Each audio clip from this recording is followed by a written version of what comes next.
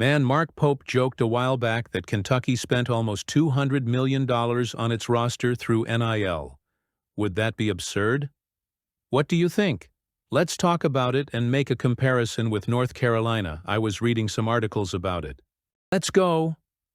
In recent years, the college basketball scene in the United States has undergone an unprecedented transformation with the introduction of the NIL rules.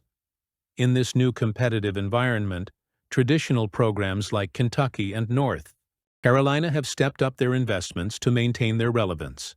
The joke made by Mark Pope, Kentucky's coach, about his program having spent almost $200 million in NIL to assemble its current roster is a reflection of the seriousness and perhaps even the absurdity with which schools are treating this new reality. Remember that this was just a thought and even a joke by the guys about this 200 million number. According to recent reports, while Kentucky is flirting with astronomical numbers in funding its athletes, North Carolina is not far behind. The Tar Heels program has seen an exponential increase in its NIL spending, reaching more than $14 million in the current season alone. That amount is a tripling from the previous year, highlighting the aggressive effort led by head coach Hubert Davis to adapt to the modern landscape of college basketball. North Carolina's investment goes beyond direct payments to players.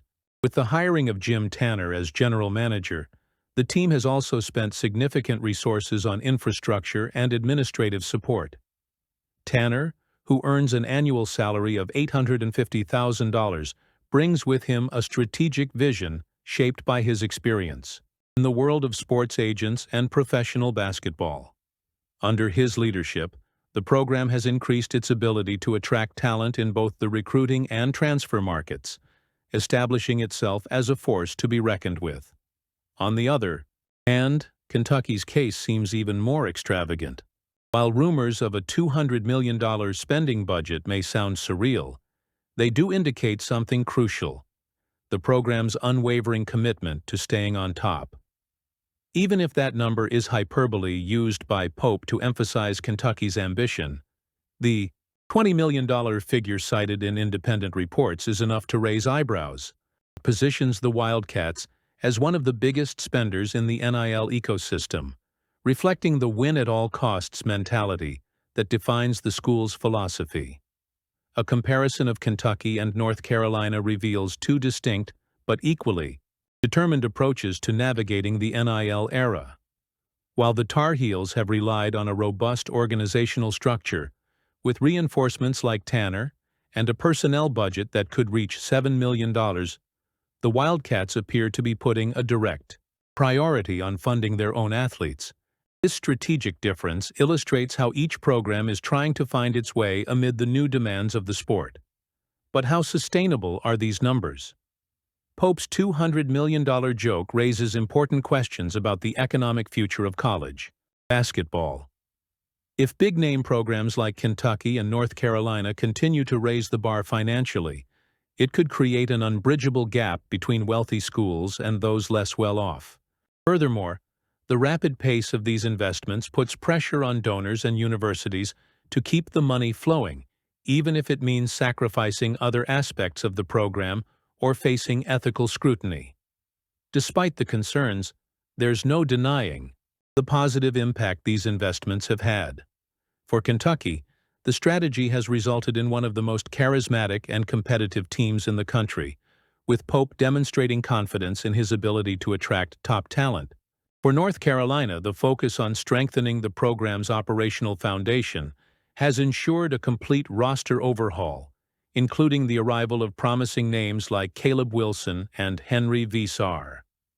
And for Kentucky, the return of Oweh, bringing Jalen Lowe and others, requires a sound financial strategy. Let's move on.